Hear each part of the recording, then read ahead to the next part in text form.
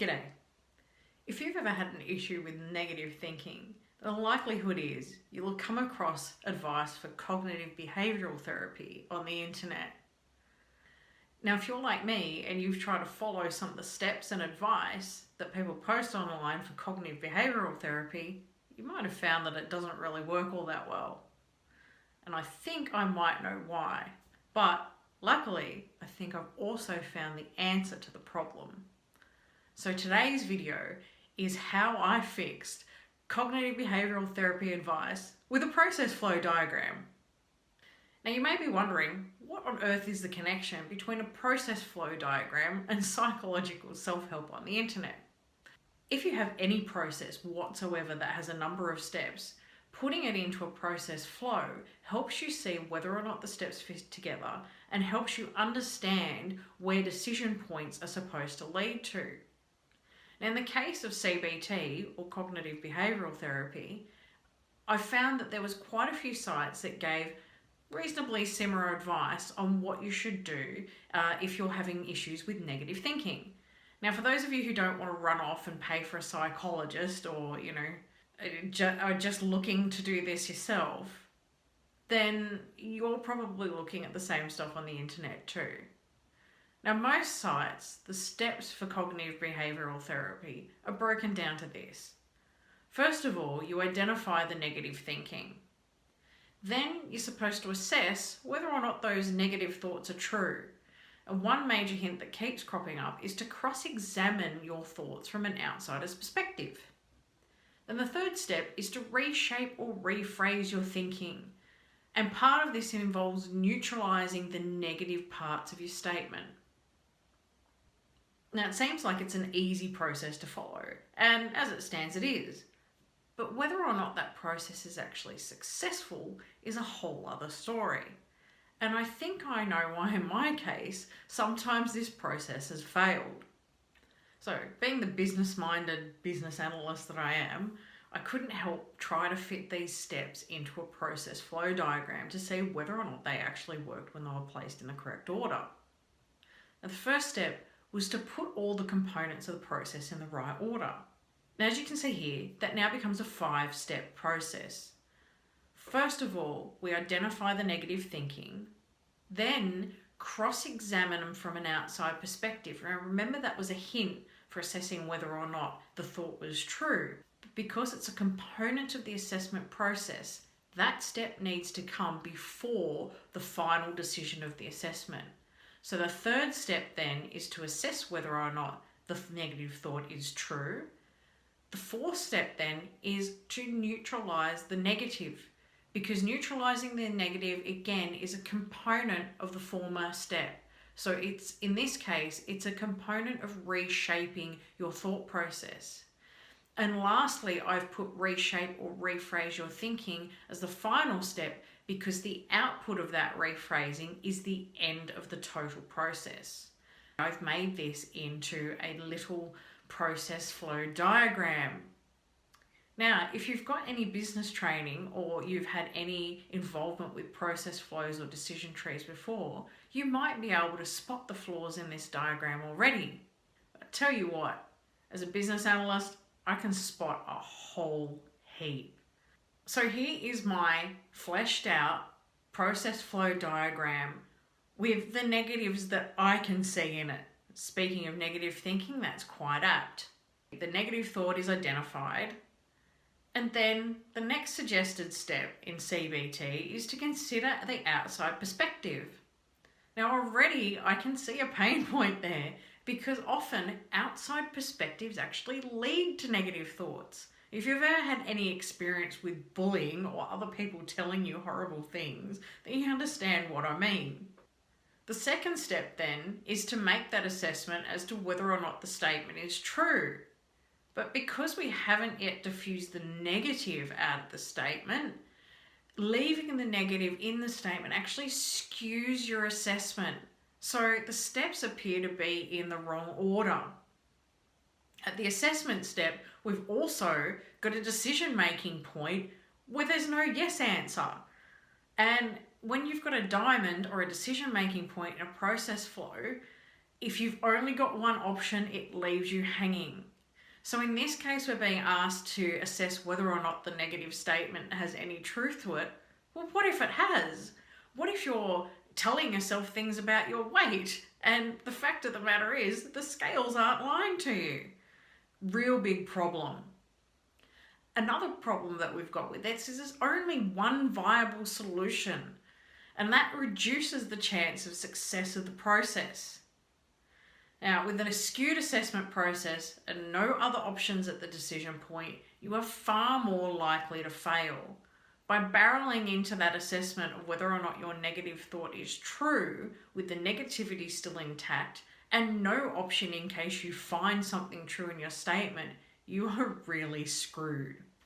So, I've pimped up this little process flow and I've made it so that it works. Well, at least for me. The negative thought gets identified, and the first thing I'm going to do is actually figure out whether or not I've blown this negative thought out of proportion. So I'm going to try and remove the negativity first and fit that damn thing to size. Now the next step is to decide whether or not the statement is true. And as you can see, rather than leaving it hanging, I've actually got flows for if it's not true and if it is. Then I'm going to ask another couple of questions, and those are going to lead out to more solution spots. So you can see rather than one singular solution, I've actually got 3 coming off my process flow. And I've also got a contingency plan for if my negative thought assessment gets through all the decision points. So the decision points are whether or not it's true, whether or not the negative thought is actually in line with your values or external beliefs, and also whether or not your negative thought is rooted in the past or it's happening now. And if your negative thought flows through all those things, there's still a plan. There is still a light at the end of that tunnel. So now I'm going to take you through all of the decision points that I've had on that process flow diagram and take you through some of the solutions and tactics that I've put into place based on each one of those little green diamonds. Now the first point is whether or not the thought is to scale. So this is about diffusing the negative. And my first step is to basically perform a sort of thought first aid on my own brain. First of all, I catch the negative statement and I write it down and examine its components. What you want to do next is then get rid of any over-exaggerations. So things like I always, or I never, or I'm the worst. So I always fail, or I never get this right, or I'm the worst person in the world. The second thing that I do is put the thought to a catastrophe scale. Now, you can look up catastrophe scales online, but my personal one goes from 1 being a paper cut to 10 being the total annihilation of Earth. So if an asteroid hits the Earth and destroys the entire planet, that is a 10. And for me, a paper cut is a 1. By putting my negative thought up to a catastrophe scale, it helps me diffuse any big emotions that are attached to it. And finally, the last step that I do when performing thought first aid is try and insert some facts. If, for example, I'm talking about a failure at work, well, what are the facts? How many times have I actually failed at this particular thing at work before? Do I have any precedences for having the negative thought at all? And this is going to lead us into the next decision point, which is ascertaining whether or not the thought is true. So in this second step, what we need to do is decide whether or not we have any evidence suggesting that the thought is true or not. Now, if the thought is not true at all, then all we need to do is train our brain not to think those thoughts in the future. So I call that Pavlovian control. So if you've heard the story of Pavlov's dog and classical conditioning, which you can go look up, you'll know what I mean. But this is all about controlling your brain and just training it to stop thinking those negative thoughts. Now, the first thing I like to consider is, if a thought is not true, why am I thinking it in the first place? I have a tool to deal with that, and it's called the 5 whys. Now, this is something that comes from Lean Six Sigma, and if you've watched my previous videos, you'll know I steal a whole heap of tips from Lean Six Sigma, and this is no different. The 5 whys is all about trying to find root causes to things. And it's literally asking why at least 5 times. So the whys that you can ask when it comes to negative thought are things like, why am I feeling this way? Why did I say that? Or why do I think that? And hopefully, if you dig through enough layers, you'll eventually find the root cause or the true driver behind those negative thoughts. Now, say you've already at the particular cause of your negative thinking. Here's the next steps that I do to try and get those untrue thoughts under control. So I build a counter argument in advance. I write it down and I read it frequently, which is basically like practicing. And I also build a keyword or a cue system, much like a sports coach does. So breaking an entire process down to 1 or 2 short phrases that you can tell yourself repeatedly to remind you of the counter arguments that you've practiced in advance. Now, I find this is particularly good for overreactions to things, insecurities, and also mistakes. In one of my previous videos, I talked about the fact that when I find myself beating myself up for things, particularly for mistakes, I've broken my entire thought process down to a very quick swear reaction. And I know when I do that and I clench my hands and I say that particular F word, what my thought process is behind it. And my counter argument is always to fix the problem, not the blame. It's something that I've stolen from the movie The Rising Sun with Sean Connery and Wesley Snipes. However, I find it quite effective for me in overcoming that problem. But I've built that counter argument down, boiled it down to 1 key phrase and 1 key moment so I can deploy it very quickly and cut that negative thought off at the pass. Now, the next decision point that I've got on my process flow, if you find that there is evidence for your negative thought, so say it is true, is to figure out whether or not the truth is coming from you or from someone else, which is very important. So if it's not you that believes this, or it's coming from the outside world, find your own belief and build your own belief system. Through life, we're told a bunch of things of how to act, how to feel, and what to believe. And the first thing that I like to do is figure out whether or not that outside viewpoint is given with any compassion, because sometimes it's not. And particularly in the case of bullying, it's given with the exact opposite. And it gives you license to try and disregard those thoughts. My next step is to find alternative viewpoints. Believe me, they are out there. For every thought, there's someone thinking the opposite. And I also like to examine what is true in my own heart. What do I believe? Do I agree with this really in the bottom of my heart? Or is it something that I've been told over many years and been conditioned to believe?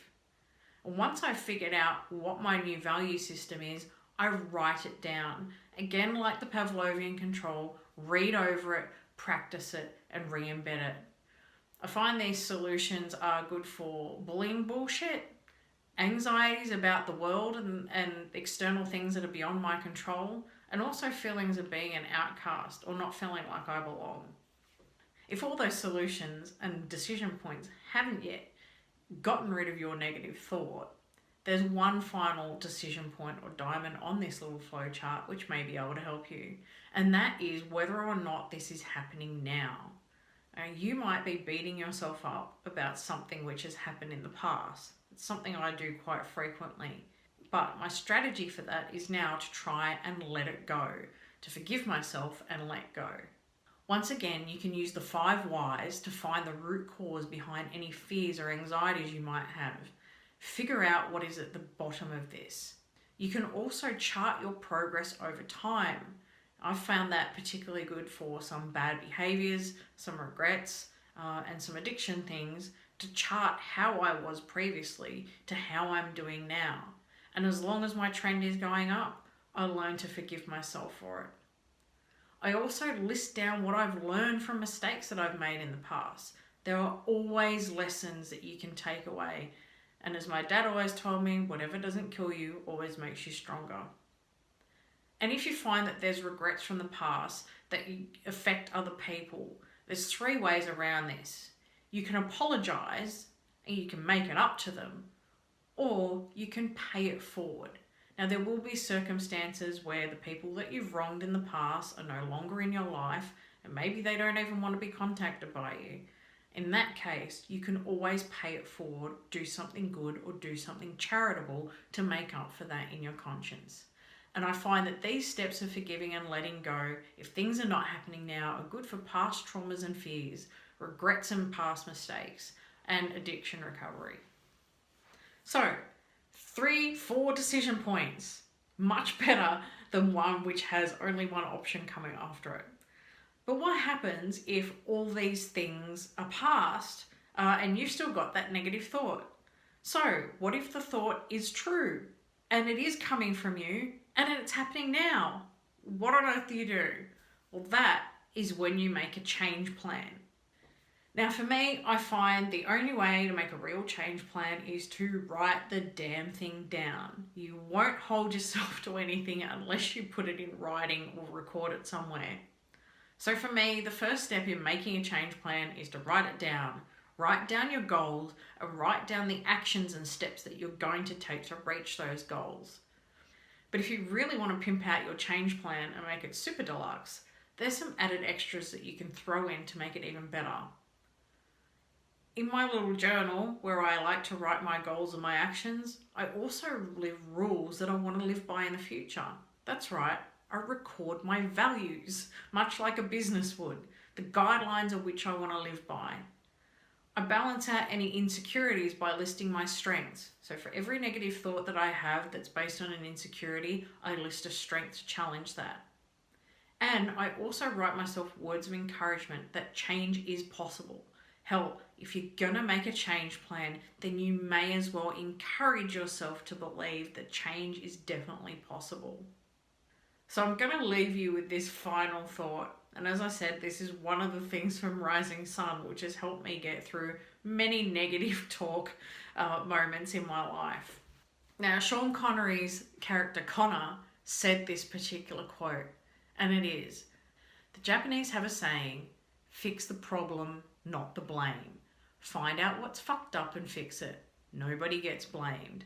We're always after who fucked up. Their way is better."